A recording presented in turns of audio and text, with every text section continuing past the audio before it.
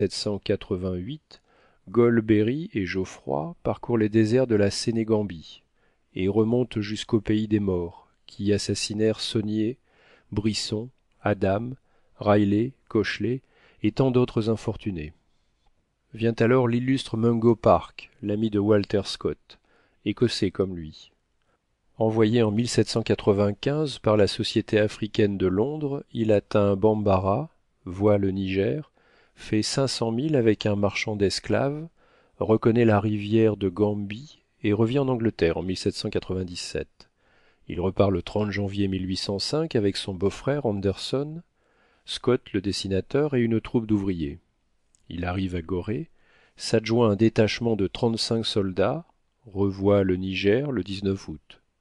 Mais alors, par suite des fatigues, des privations, des mauvais traitements, des inclémences du ciel, de l'insalubrité du pays, il ne reste plus que 11 vivants de 40 Européens.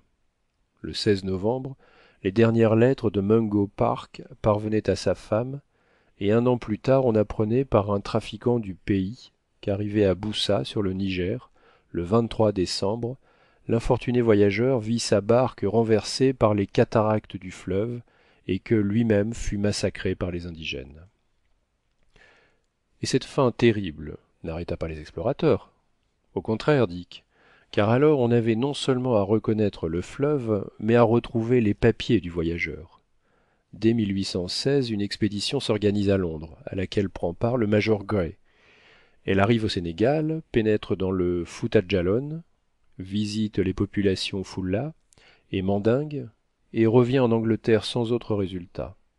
En 1822, le major Laing explore toute la partie de l'Afrique occidentale voisine des possessions anglaises, et ce fut lui qui arriva le premier aux sources du Niger.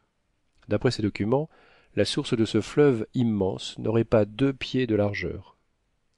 Facile à sauter, dit Joe. Facile, répliqua le docteur.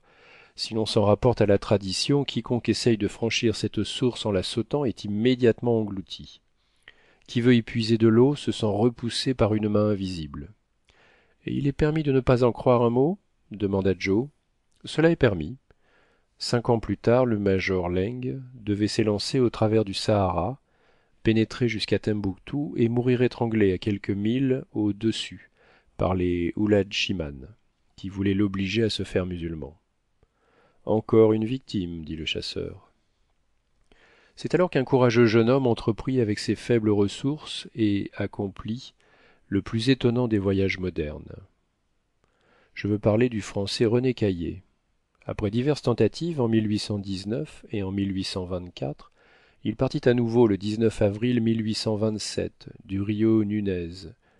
Le 3 août, il arriva tellement épuisé et malade à Timé qu'il ne put reprendre son voyage qu'en janvier 1828, 6 mois après.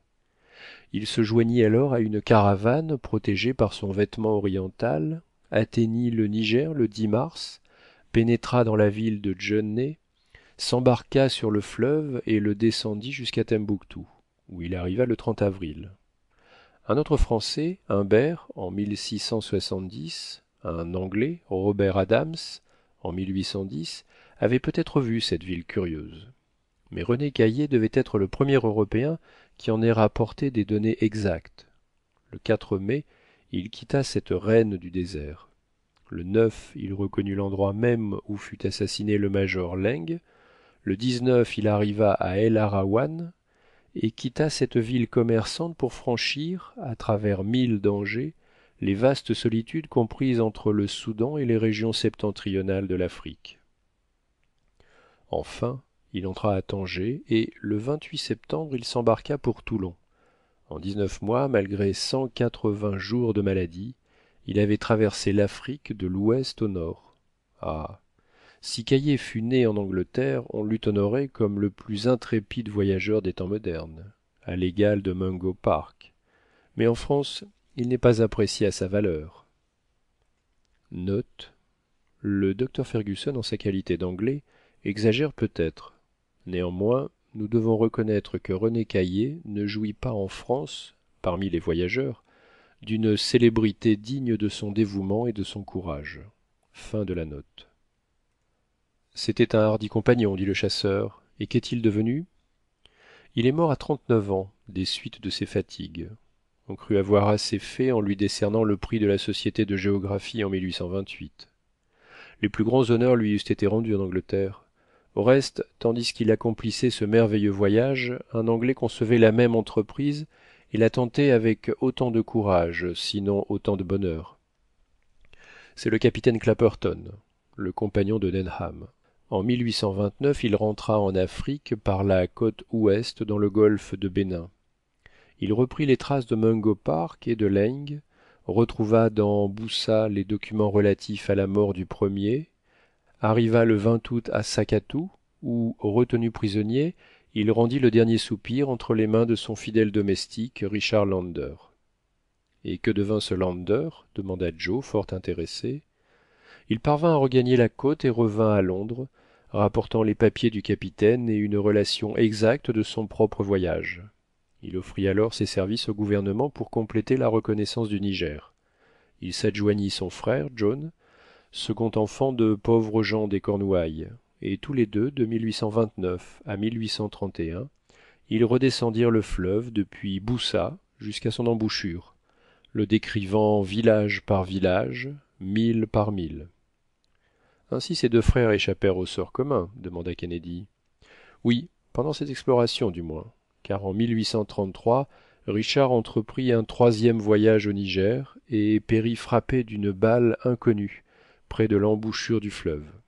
Vous le voyez donc, mes amis, ce pays que nous traversons a été témoin de nobles dévouements qui n'ont eu trop souvent que la mort pour récompense. Fin du chapitre 38.